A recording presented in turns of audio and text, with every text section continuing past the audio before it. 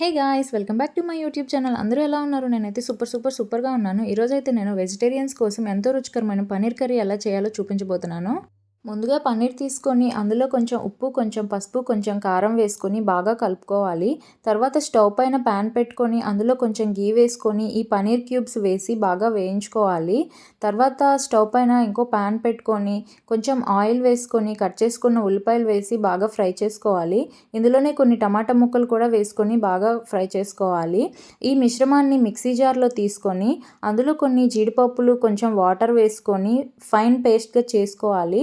తర్వాత స్టవ్ పైన ప్యాన్ పెట్టుకొని కొంచెం ఆయిల్ వేసుకొని కొన్ని బిర్యానీ స్పైసెస్ 2 లేదా 3 పచ్చిమిరపకాయలు వేసుకొని బాగా ఫ్రై చేసుకోవాలి. తర్వాత మనం ముందుగా తయారు చేసి పెట్టుకున్న పేస్ట్ని కూడా వేసి బాగా ఫ్రై చేయాలి. ఇందులో మనం కావాలంటే స్వీట్ కార్న్ లేదా గ్రీన్ పీస్ కూడా వేసుకొని చేసుకోవచ్చు. నేనైతే స్వీట్ కార్న్ వేసుకున్నా.